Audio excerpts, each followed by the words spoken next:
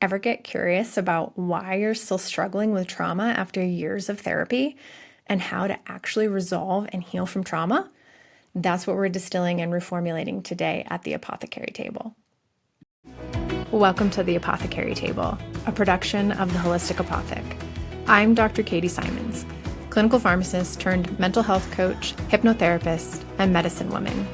Here, we compound something new, a conversation where science, psychology, somatics, and soul all meet, blended together for how healing actually happens. With the caveat that this is not formal medical advice or a substitute for medical or mental health care, let's pull up a chair and dive in. Let's just start by saying I'm not here to bash therapy. I think therapy is a great tool for lots of folks. I'm here to simply state the obvious. You don't heal trauma by talking about it.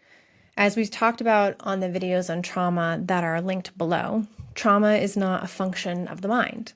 It's a function of the nervous system and of the body. Your mind is simply a protection mechanism. It's trying to protect you from reliving the pain of the original traumatic event. So talking about trauma does not heal trauma. If it did, you would have resolved the issues associated with it long ago, right? Okay, so instead of going to talk therapy expecting to heal your trauma, let's use the talk therapy and coaching to integrate the healing of the trauma. Talk therapy and coaching is great for catching your mind up and bringing in the conscious awareness of what the body has processed. But trauma is healed in the body. It's the body that stores it, and it's the body that processes and releases it.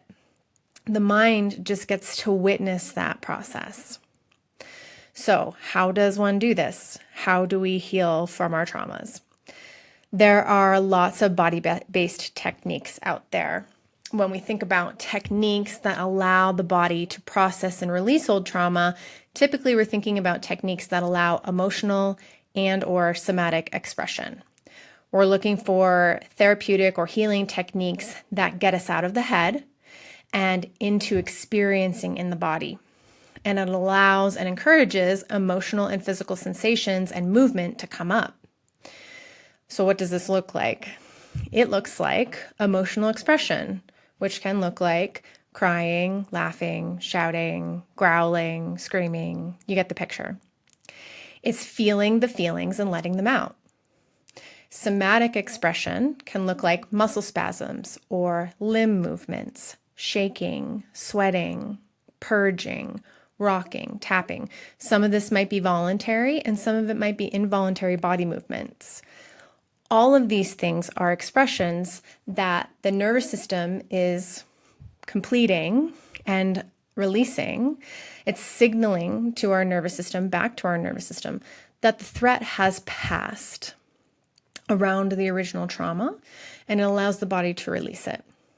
So when we talk about this idea of completion, we're talking about the concept that when the nervous system is activated into fight, flight, flee, or fawn, it's sending up a red flag, right? And with that red flag, it then dumps hormones and neurotransmitters into the system to get you ready to fight or run away. Namely, that hormone is cortisol.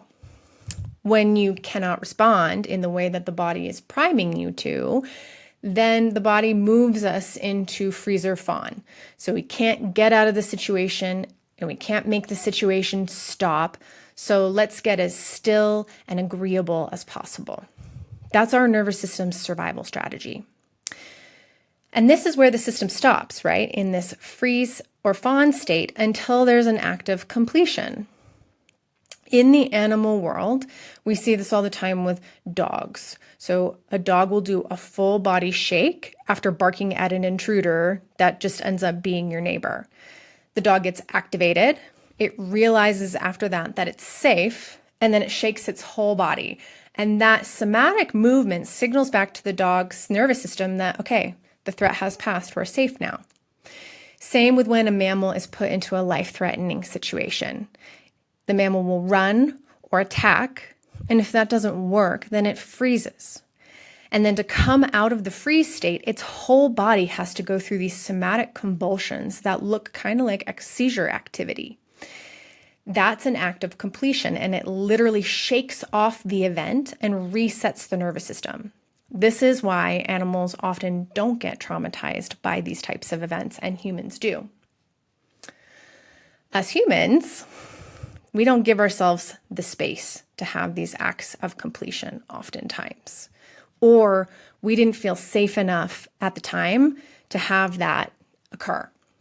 So now that we do feel safe, we have to go back and give the body the opportunity to express what was never expressed, this unmet need of signaling back to the nervous system that the threat has passed and we're safe.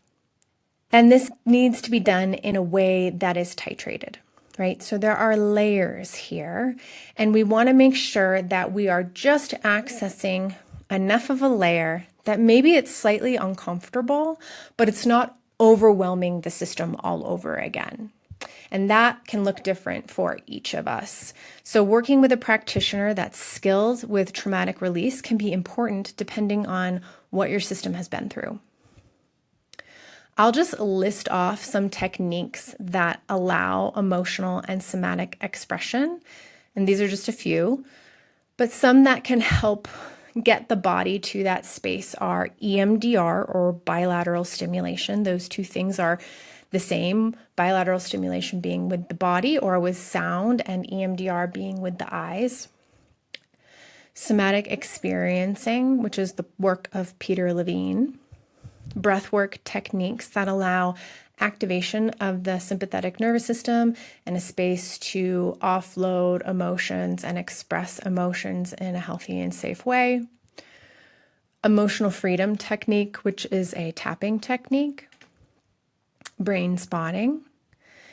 All sorts of different types of body work can help here. Hypnotherapy techniques. There's shamanic healing techniques. Purgative natural medicines like kambo and ayahuasca and mushrooms, microdosing, ecstatic dance, and then energy therapies like Reiki. And this is absolutely not an exhaustive list, but you can pretty quickly see that these methods are different from talk therapy or cognitive behavioral therapy. So, why are you still struggling with trauma after years of therapy? And how do you actually resolve and heal from trauma?